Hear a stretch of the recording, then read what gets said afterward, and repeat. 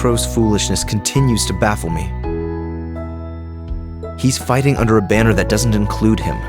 He's the sort you'd more likely find in a casino than the capital. That's for sure.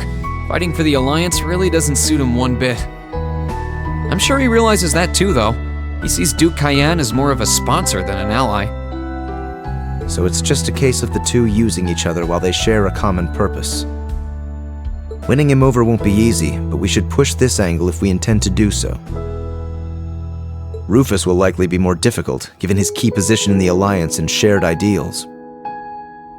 I didn't even think... My brother's always been my light, both dazzling and warm. He commanded respect, but he also deservedly earned my absolute trust. After the death of my mother, he was the only living relative who did so.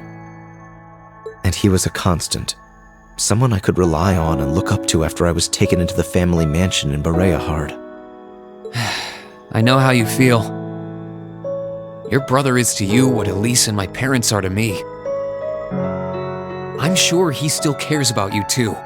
He's probably just as worried about your inevitable encounter as you are.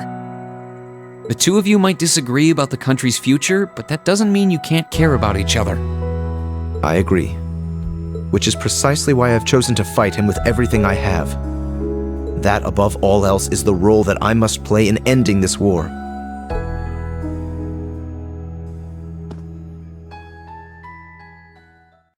I am the man I am today because of my brother.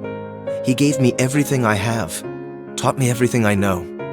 He was the one who taught me how to behave as a noble should, taught me to raise horses, trained me as a swordsman.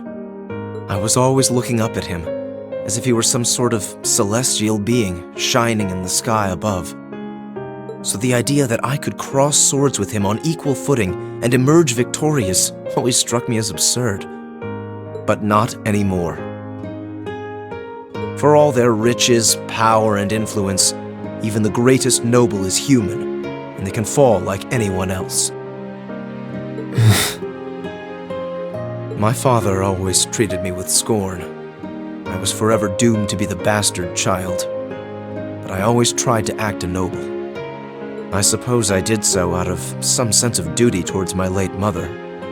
But as I spent more time with you, Regnitz, and our other classmates, my very perception of nobility changed. I found myself wanting to discover what it truly means to be proud of one's nobility. True pride. I can, and I will, surpass my brother. Not in order to justify the title given to me at birth, but in order to demonstrate the pride I have in myself as myself. And with you, my finest friend at my side, I know that I can accomplish that. I'm flattered, but I'm not half the man you are. You've always had a meaningful sense of pride, more than anyone else I know.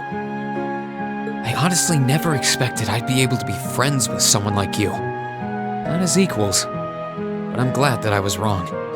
It fills me with pride to know how much belief you place in me, and that you're even willing to put it into words. Perhaps your numerous heart-to-hearts and endless supply of passionate speeches have finally rubbed off on me. No matter how this war ends, our position as nobles will likely never be the same again. Regardless of what happens to this nation, we will always have our pride. That should never change. There's the Jusis I know. I won't let my pride waver either. Not when I've got a friend like you to keep me in line. That goes without saying. I can't have you embarrassing me now, can I?